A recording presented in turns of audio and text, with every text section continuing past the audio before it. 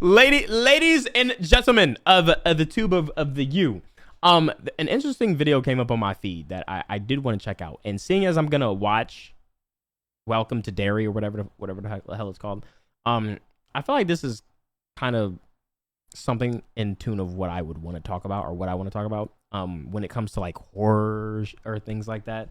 I don't know if Welcome to Derry is like a horror or whatever, but I'm just talking about the horror genre specifically. Not primary artist, featured artist, so in good. Okay.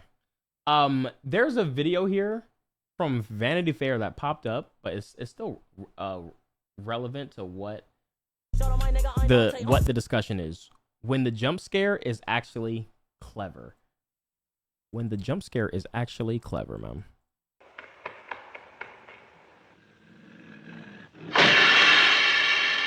This is the movie Cat People, and that was the world's first jump scare. That was the... Yo, imagine watching, like... Imagine being jump scared for the first time ever in a movie. Imagine being jump scared ever for the first time in a movie. And it's... Chat, we gotta remember, this was in... What year was this? Chat, that's 1942. This is in 1942, man. Someone said, "Oh, great heavens!" This is the Jiminy Cricket, I damn near lost my mind. That's how they be talking back then. Movie Cat People, and that was the world's first jump scare. They've come a long way, but jump scares continue to be a pivotal tool for filmmakers looking to shock their audience. We'll look at some of the most influential jump scares throughout all of cinema to see how they evolved over time. But for now, let's get back to the olden days. Before Cat People, there had been some similar moments in films, like the face reveal in 1925's silent film, The Phantom of the Opera. Or this screeching cockatoo in 1941's Citizen Kane, which according to Orson Welles actually wasn't intended to scare, but instead to wake up an audience whose attention may have been drifting. But Cat People is the first to hit all the criteria of what we know as the modern jump scare. 1. A build intention, like this long, quiet tracking shot. Oh, wait, and I know. She's looking behind her, so you think the threat is going to come from behind, when in actuality, it's a bus. It's a bus. 2. An audio cue, which could be music or some diegetic sound like these screeching bus brakes. 3. A play on audience expectations. We expect a threat from behind her, frame left, and we expect it to be a villain or a monster, but instead we get a bus from frame left. Come on, sister. Are you riding with me or ain't you? And finally, 4. The director's intent to scare the audience. This tried and true formula established in Cat People led to jump scares becoming more ubiquitous in horror films throughout the 40s and 50s. Cue montage of early movie jump scares. Each follows the same pattern. Monster appears, cue music, scare audience. See, it's getting old already. Audiences eventually became savvy to the point that jump scares were parodied in comedies, like this one in Abbott and Costello Meet Frankenstein. Time for the directors to get creative. Yes. In 1958... What happened to that creativity? What happened? Hideous Sun Demon, the director cuts to the character's point of view shot for the scare, making it feel as though the monster is coming straight for the audience. This innovative jump scare... Now, I remember this. This was like the classic legendary... This shit's still copied fucking today. From Alfred Hitchcock's Psycho is the first time a film's musical score is inextricably linked with the shock and horror of the moment. The orchestral strings sting is jarring, overwhelming, totally out of context with the music that precedes it. And of course, it went on to become iconic and unforgettable. Yep. In 1965, Repulsion introduced a new technique to the form, the mirror reveal. Oh my God. And they ran it. Who did this? What film was this? Repulsion. Repulsion. Niggas saw this and ran that shit to the ground. Oh my God. Repulsion introduced a new technique to the form, the mirror reveal. Remember this moment because this technique is going to come up a lot in future films. See, and it's just you just add in loud ass peaking noise. That's bullshit, bro. That's bullshit. Here in 1967's Wait Until Dark, there are two innovative things happening. The first thing to notice is the kinetic movement of the villain as he literally... Bitch! Okay. Wow! Wow! Oh, shit! No. Holy... I was expecting something to just walk across. This nigga said, hey! Nigga, what the fuck? Bro, this nigga, like, he tried to fucking tackle her like a fucking... Bro, look like a linebacker, man. It startled me. Like, it startled me. Things happening. The first thing to notice is the kinetic movement of the villain as he literally leaps across the screen from the darkness. This is going to pave the way for more visually arresting jump scares in the future. The second and arguably bigger innovation is the use of dramatic irony. Dramatic irony is a formal element of storytelling, where the audience knows and sees more than the protagonist does. In this case, the main character is blind, so she experiences this jump scare in an... Oh, shit. That's crazy. Nah, this is, like, bro's coming out the shadows. I feel like when there's, like, no cuts and then, like, something happens, it makes it kind of more scary because your eyes is fixed on one thing. Your eyes fixed on one thing, and then something just comes out the screen from another direction. I was looking at her. Protagonist does. In this I feel like the cuts don't make it make it more predictable. this case, the main character is blind, so she experiences this jump scare in a non-visual way, entirely different from how the crazy. movie-going audience is experiencing it. That's crazy. That's a good Time one. cut 8 years forward. Jaws! Steven Spielberg masterfully plays with audience expectations in Jaws. I'm gonna be honest. I have never seen Jaws, bro. Like that shit. I seen a clip of the shark. How, bro? I seen a clip of the shark, and I just knew that shit was a puppet. I knew that. Like I just could not believe anything I saw. I could not believe anything I saw. I was like, I'm not watching that shit. Like, but I know it's just like one of them ones in terms of like classics. But I can't take it serious, bro. I haven't seen it, bro.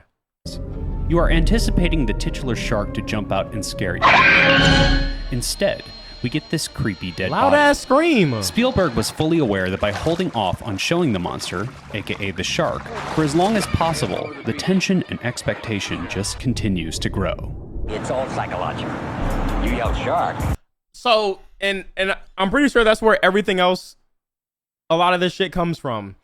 Not showing the monster until the end. That stems from like Jaws, right? Like Jaws was like kind of the first thing to do something like that. I remember Alien. I think it was the Godzilla movie. They took that approach.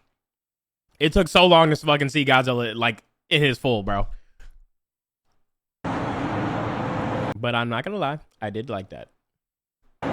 We've got a panic on But for our- watching it again, it pisses me off. Like I feel like when it does shit like that, I don't really want to watch it again. I just kind of want to see the clips where you see the monster. Yeah, same for Cloverfield. hands on the 4th of July. Jump scares have to continually evolve, because if they stagnate and stay the same, audiences will stop being scared. Yep. Thus, the jump scare formula was once again stale and due for another innovation. Carrie. Imagine it's 1976 and you just finished the movie Carrie. Credits are about to roll, and you're collecting your belongings and preparing to throw away your popcorn when bam! With this, Brian De Palma created the first final moments jump scare. Oh my god, and then here we go, bruh. We can see this trend continued in Friday the 13th, where the filmmakers trick the audience into thinking... I remember this. I couldn't help but laugh, bro. Bro came out the water like,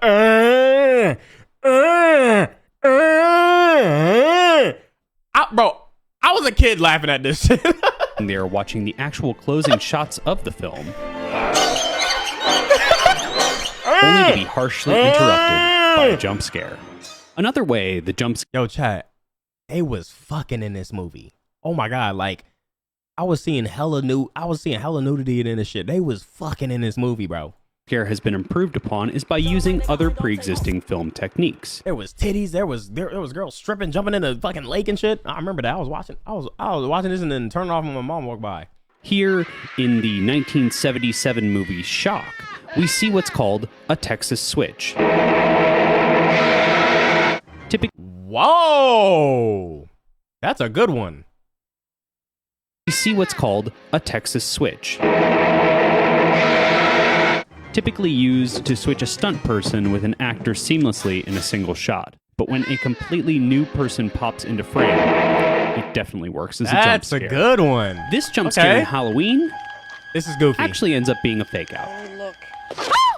Fake outs are a jump scare This is probably my least favorite thing ever when it comes to horror movies. The fake outs until the real shit happens. I can't stand it. Oh my god. staple, creating a Chekhov's... Especially when it's like a brother-sister thing, and the brother does some stupid shit, and the sister's like, come on, stop doing that. Bitch, shut the fuck up. You piss me off too. You piss me off too, man. gun effect. They provide a momentary release in tension, but leave the eventual jump scare still on the table. Oh, it's not even like anxiety. It's just like, yo, it's just cheap. It's literally just cheap, man. Effectively creating more tension. That's like spamming fart jokes in a comedy. Like, bro, we get it. Long run. About 15 years after the first mirror jump scare, we get this tweak to the format. By now, audiences expected something scary to be revealed in the reflection. They did not, however, expect this. The classic monster jump scare was also due for a modern facelift. In 19... Alien! Wait, you're right. Wait, did Alien come out before Jaws?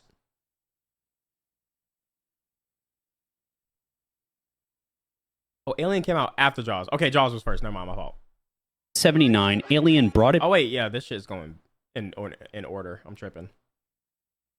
Back in full force with this unique frenzied sequence. Alien, as opposed banger. to a slow build towards a loud sudden scare, the repeated beeping of the monitor showing something coming towards our protagonist, coupled with the desperate pleading of his friends for him to get away, work our nerves up.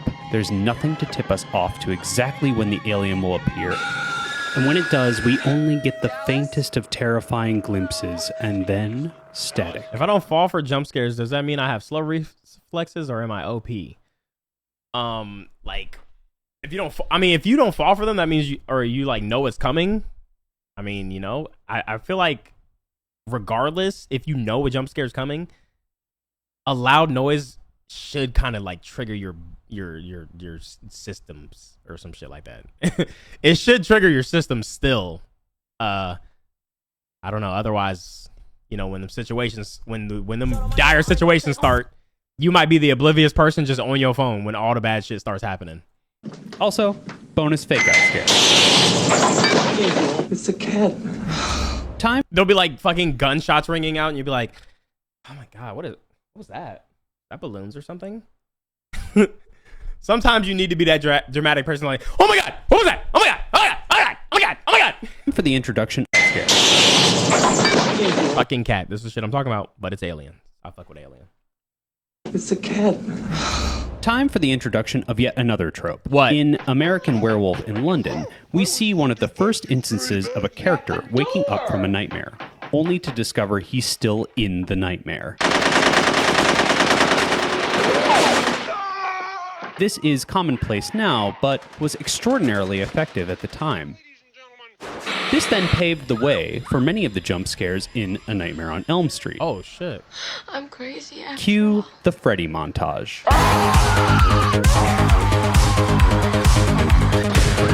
Yeah, that was his whole fucking gimmick, bro. Okay, did y'all just see that?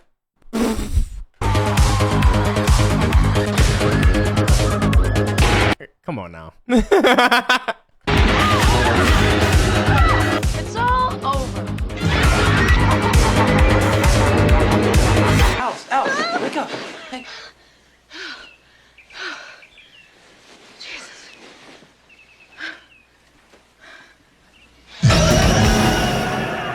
You can always tell when the music just stops. When the music just stops, you know something's coming. It's either going to be the scare or the fake out. Some of the most effective jump scares happen while the audience's guard is down. Friday the 13th Part 2 uses a brilliant distraction to throw us off. Adorable puppy with a cute bow. Jason Voorhees crashing through a window. Another way to defy expectations, have the human body do something a body doesn't normally do. In John Carpenter's astral horror, The Thing, we see a man whose chest is hit with defibrillators do this. Oh, shit! By going against logic, you can create really effective jump scares, like this one from 1985's Day of the Dead, where a bunch of hands break through Oh! Oh my God. concrete walls. And jump scares are not only reserved for adults. Pee-wee's Big Adventure gave us another reality-defying jump scare, and one of the only, if not the only, claymation jump scare with Large Marge. Great staging and lighting can also heighten the fright levels of a jump scare. In 1986 Texas Chainsaw Massacre 2, audiences might have been expecting the bad guy to be standing there, but to have him full-on charging towards the camera the moment the lights come up provided an extra level of surprise. Okay, yeah, that is kind of creepy. Here we have another disturbing dream leading to a character being startled awake only to find the real jump scare in the bed next to them. Oh, yeah. And you guessed it, that was a dream too. Or was it? Halloween 4 combines both classic misdirection and defying logic to give us this jump scare.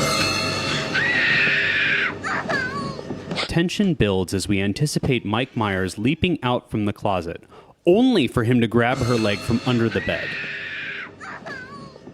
This scare is only in service of the real jump scare immediately after, when she opens the door to find Michael Myers impossibly waiting for her right there.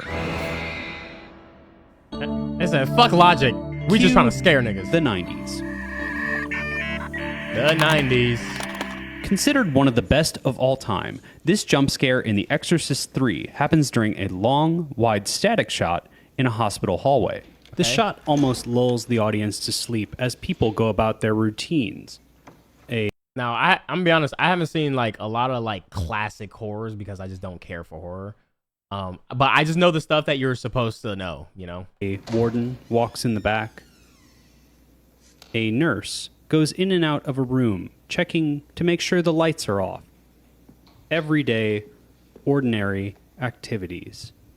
No music plays, nothing moves in the foreground. This shot holds for more than 35 seconds, an incredibly long time for a static shot. And then... by going against convention, filmmakers... Okay, that is funny, but I feel like if I was back then seeing that in theaters, it would be like kind of fire. Like it's a cool little shot. Find new ways. Now, Candyman, I heard a lot about. I have not seen this, but I definitely know of it. Ways to expand how to make a jump scare really work. That's exactly what is done in 1992's Candyman. Here, we would expect a scare reveal in the mirror's reflection. You're saying how? I literally told you already. I don't care for horrors, bro. I literally don't care for horrors, man. Instead, we get the scare coming through the medicine cabinet. Jurassic Park gave us no time to prepare for this Yes, sir. I remember this shit. jump scare. The push in on a smiling character in a triumphant moment is enough to tell the audience to let their guard down, however briefly. But that's when the raptors always get you. Clever girl. David Fincher, in a way, turned the jump scare on its head. Banger. 1995's Seven. This movie's so good. While a common jump scare involves the reveal that someone is dead, or That's not horror. This isn't about horrors. This is about jump scares. undead, Fincher built a jump scare out of the terrifying realization that this corpse-looking man was actually still alive. In the mid-90s, a movie franchise came along to turn all horror tropes on their head while still honoring the genre. That movie was Scream. As a meta love letter to horror movies, of course Scream is going to feature a lot of jump scares. In fact, Ghostface may be the horror villain with the most jump scares in any single franchise. Cue that Scream montage.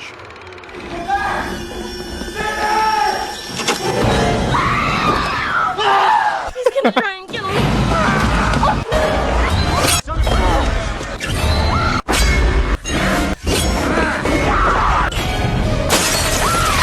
Spamming. Together, won't we? Of course, why?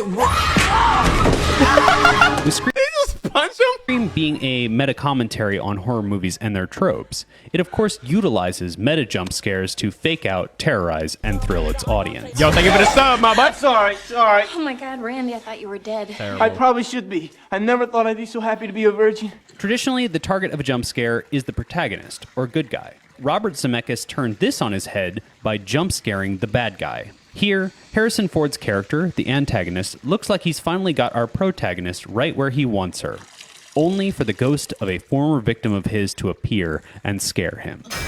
Oh, shit. As special effects evolved, it meant that CGI was on a crash course with the jump scare. Here, in the Fellowship of the Ring, kindly old Bilbo Baggins' face suddenly morphs into a sharp-toothed, crazy-eyed monster right before our eyes. It was sent to the local news bureau think of there yourself. and sent to us via satellite. No, this, I remember this. My mom was watching this. I was a kid. I had nightmares. This shit gave me nightmares. Because I thought it was real. I thought it was real because the news reporter and everything. I thought this was real. I thought it was just real, bro. That's all I could say. Just a few minutes. And then his reaction solidified it. He sold that shit so fucking well. In 2002's Signs, M. Night Shyamalan had this very fresh take on the jump scare. Maybe it works because both the protagonist and the audience are watching the same screen together, in anticipation, connecting us deeper to the protagonist's terror. Maybe Facts. it's because a newscaster literally tells us it's coming, that makes the shock of it pay off so well. Now, it looks goofy there, okay? It looks goofy there. This is literally in the 2000s, bro. Yo, Davey, thank you for the fucking day. I appreciate you.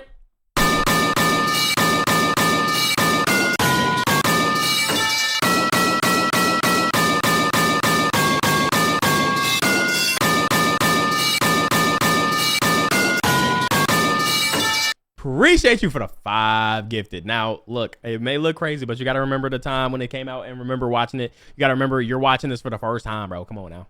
Maybe it's that it's rewound, replayed, and freeze-framed immediately after the initial scare And it's just that look- makes it that much more It's haunting. so weird. It's so Ju-on, creepy. The Grudge. I don't care took what a place you say. we all think of as the safest, under the covers of our bed, and made it so nowhere is safe from a jump scare. Also, great mirror scare.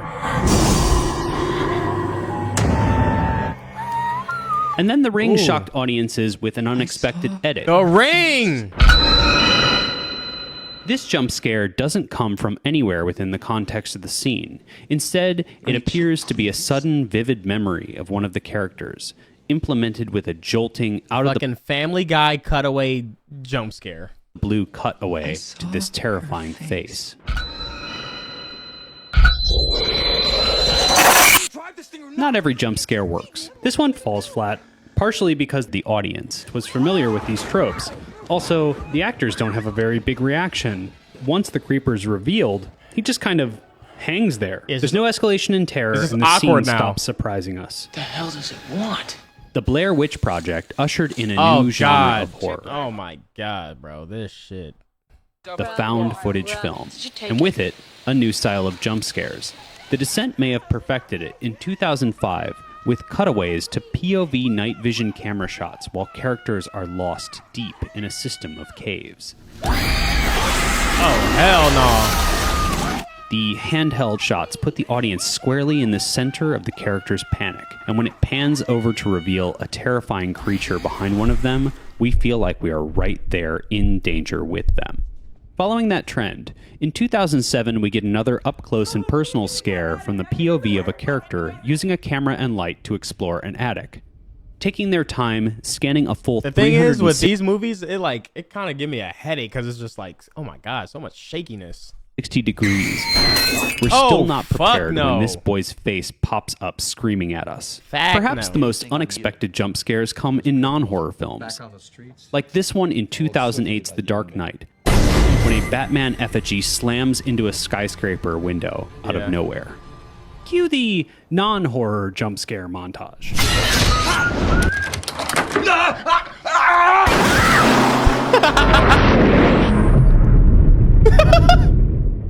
It's 2010. Paranormal Activity 2 employs security camera style footage to up the realism, making it that much more effective when before our eyes, with seamless practical effects, the house cabinet simultaneously burst open. Yeah. Possibly an homage to The Sixth Sense? Pacing plays a big role in how we feel about a jump scare. This shit scared the fuck out of me. This shit scared the fuck out of me.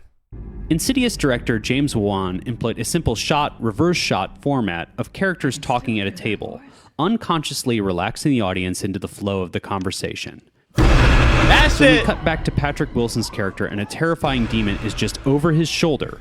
We are not ready for it. Yeah. Sinister takes the found footage jump scare and switches it up, putting us in the POV of the antagonist, What? as opposed to our main character holding the camera. Oh, as hell he creeps no. around, he watches people through the windows. The muted audio makes us subconsciously let our guard down. So when the lawnmower suddenly I've seen runs this over before. the face of a man, accompanied by an otherworldly scream, audiences were jolted awake. As the webcam became a more commonly used communication tool, there was bound to be a found footage Oh jump my god, Chad, what was the fucking movie that the whole movie took place on the computer? That shit was so ass. scare utilizing this technology. Here in VH, Unfriended, yes. Ass. Dante behind you, OMG. I literally have OBS up, but I will get a Funyun. I will get a Funyun. Oh yeah, no, the meme that came out from that movie though, with the fucking hamster. The fucking hamster in the call. That shit was hilarious. chess, we have two people speaking over the internet. And from the darkness behind one comes the ghostly image of a child rushing into that the was room creepy though. and slamming the I'm door. not gonna lie, that's actually 2014's The Babadook played with how the monster This was good. This was good. Now, like I said, I don't like horrors like that, but this shit was fucking good. actually moves to implement a jump That's oh my god. scare. When the protagonist removes the covers to look up at the ceiling, she is shocked to see That the Babadook. shit is fucking terrifying. But the jump scare comes when it flies at her in a single, straight, stop-motion way. We don't see it getting closer, it just is closer, and closer, and closer. In The Conjuring, we get a jump scare from what is typically not the source of anyone's fear. Conjuring. A pair of hands clapping. It Follows director David Yo! Robert Mitchell built tension by continually delaying gratification in a series of fake-outs. Each time the protagonist opens the door, we're expecting something terrifying to leap at her with a loud scream and burst of music, but instead, she finds her concerned friends. Everything's okay. So when the creepy, tall figure Bro! slowly and quietly emerges from the shadows behind her friend, the payoff is huge. I remember that. In 2015, Hell House That has to be like one of the scariest ones to me personally, because it's not extra. It's like literally this nigga's just coming out the shadows. He's tall as fuck for whatever fucking reason, and he's not supposed to be there. she finds her concerned See? friends. Everything's okay. So when the creepy, tall figure slowly and quietly emerges from the shadows behind her friend, the payoff is huge. They didn't even add no like loud ass music. They just like made it unsettling. Tony. In 2015, Hell House LLC added a new layer to the jump scare when knowledge the audience learns later makes the initial jump scare even more frightening. Here, a character is startled by what he thinks is his friend Tony in a creepy clown mask. He then walks away and discovers Tony sitting in another room. You were just right. What the fuck are you But doing? if Tony's there, who's in the clown costume? In It Chapter 1, as the kids watch the projector speed up, we can see what's coming. The slow reveal of the face of Pennywise in the photo being projected. What we don't expect is his humongous crazed face to actually pop out. That shit was fucking their screen. Yo. And now we're in the 2020s.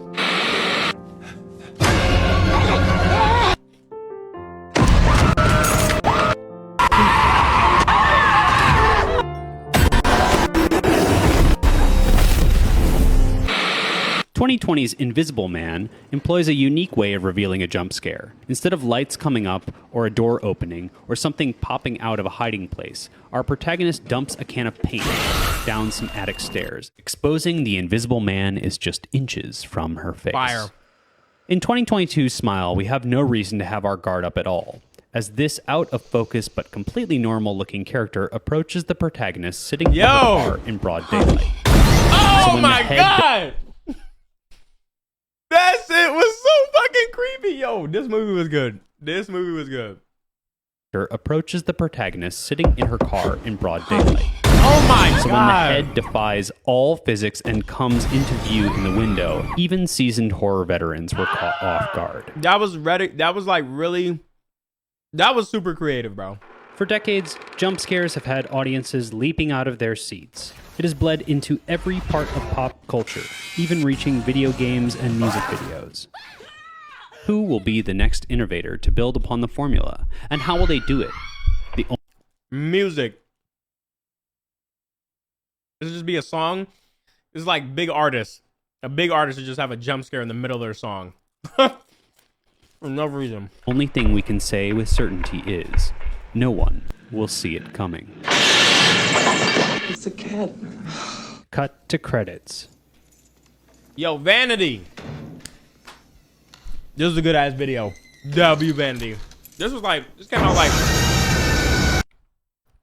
last year, but I was like, wait, this is perfect. I wanna watch this, and they bodied that, bro.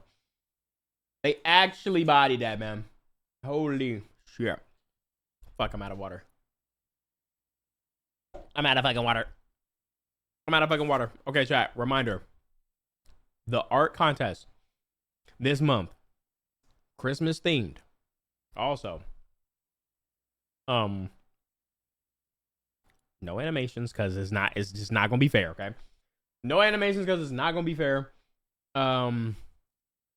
What else? I mean, that's really it for right now because I mean, there's really no more information as far as you still gotta draw it, so it's not really gonna be I don't really have like a specific place where you can put it right now, but you know, I'm still gonna be drawing.